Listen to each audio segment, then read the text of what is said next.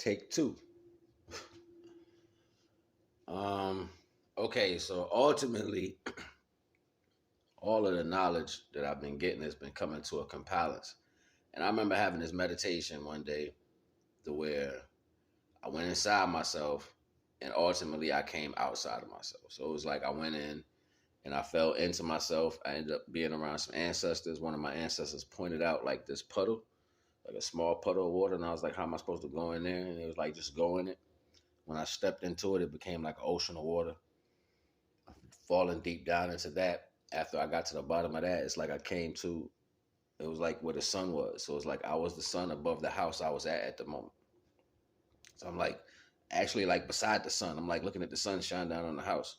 So I'm like, get hotter because I'm cold right now. So it's like trying to get it to heat me up. And I literally can feel the heat outside warming up. It was a dope understanding. But I couldn't really concept that reality.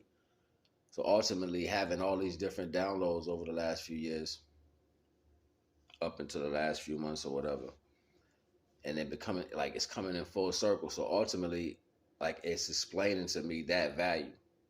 So you got faith in something that you can't see, you know what I'm saying? But you got to know that it's there. And the reason why you can't see it and it speaks to no sight, this is a physical thing and a mental thing, because the more you're trying to look for something that you're not going to be able to see, it starts to become a disillusion, a mental ability. But I'm here to tell you the physical attribute of that. It's so large, there's no need to worry about it.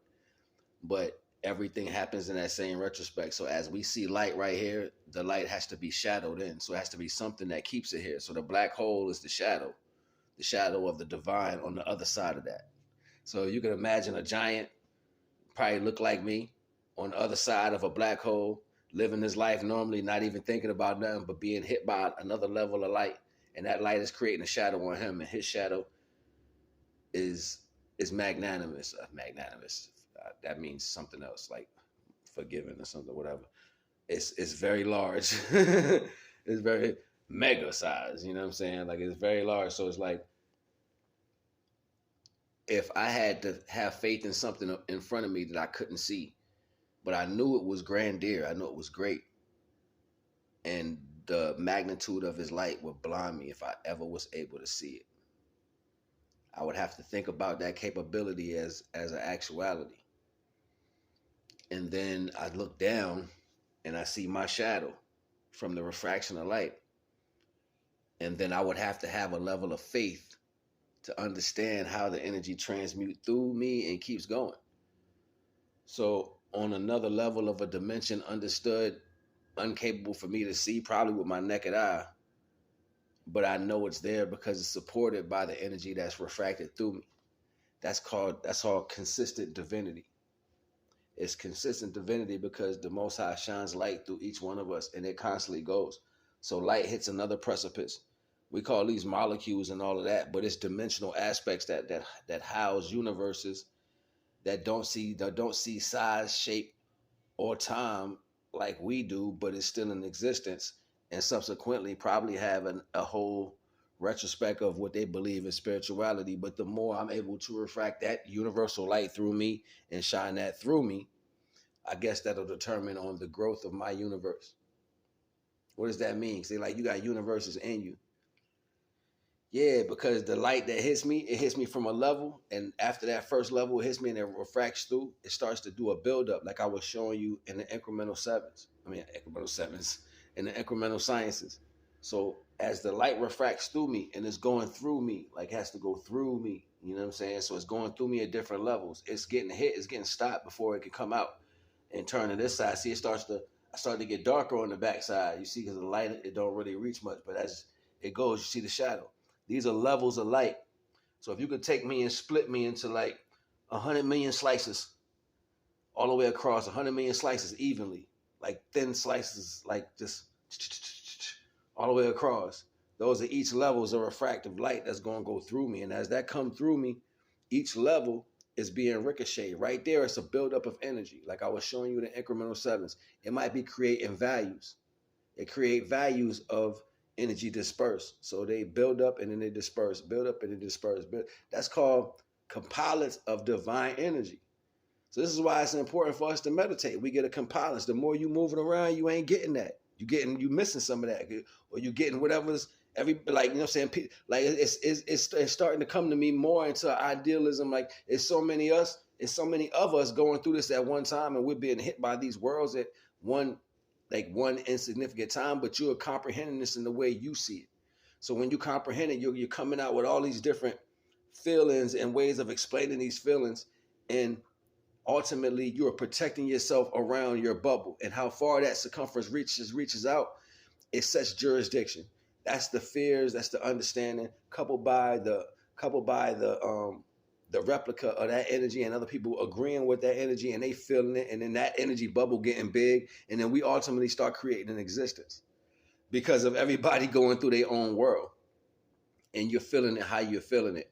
And ultimately, whether good, bad, or indifferent, these worlds collide and clash to where the energy flows over, and we ultimately create the society that we live in, or the energy field that we live in.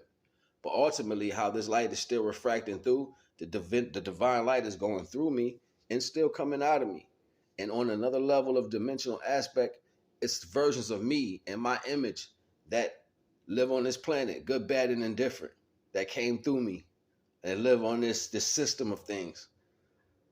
And my shadow will be the black hole behind me. It will be my counterpart. It'll be my first true invention. It'll be my first true creation. Because as the light hit me, what comes off of me? The shadow. As the light hits me, it's the first thing that came off of me. So anything that comes off of you is your creation. So the first thing that came off of me would be my shadow, because the light's hitting me. That's my creation. That's my first creation. So behind that shadow is a light source that I can't see with my own eye, but it's there because the divinity comes through me, comes through all of us. So as it gets through you and it's on the other side of there's a whole nother universe that I can't just see. But ultimately, I'm gonna realize that, and gaining this divine power, and seeing this goes back to another incremental science. When I was talking about how we're facing, I was speaking back, and I was telling you how we're facing the sun, and all the images of the divine are facing us. So once you understand this capability, it's like you end up turning around, because now you know you support the shadow. So you have to get more light to keep the shadow straight. So you have to stand in the light in order for there to be a shadow. You see how this starts to break down even finite? You have to stand in the light in order for it to be a shadow. So then the universe won't exist unless you stay in divine light. So then you're going to become still, even more still, to where that's where you stand. And then that energy locks in until whenever it happens, the height of that spirituality, and then it passes through, and then they get a universal source of energy for themselves as well, which creates a whole nother universe through each and every one of us. Talking about, yo, it's parallel universe. Yeah, everybody carrying universes and don't know they carrying it right now. Until we start standing as still as the trees. You know what I'm saying? Being as it's only two main elements, right? Water and fire. They want to say air and earth is an element. Well, earth can be the remnants of fire, because the remnants of fire are left over as carbon or soot. Soot creates, mud, earth, and all that, you know what I'm saying? And also, wind can be created by the force of water's motion or the force of fire's combustion. So earth can be created by fire, and wind can be created by water. You know what I'm saying? Like, so it's like, I don't know if they're real. I think they're more of what you want to call responses to a situation. You know what I'm saying? Like, and I'm not saying that they're not good forces. They're great forces, because they're like what happens, and that gets you to look at what happens. So if I was trying to find out what happened and divine dropped the seed and the ripples came out, then I would have to follow the ripples back. So that would be important, but that doesn't make it an element. It makes it an action, or it makes it a consequence to a circumstance. You dig what I'm saying? I ain't gonna hold you. Naga.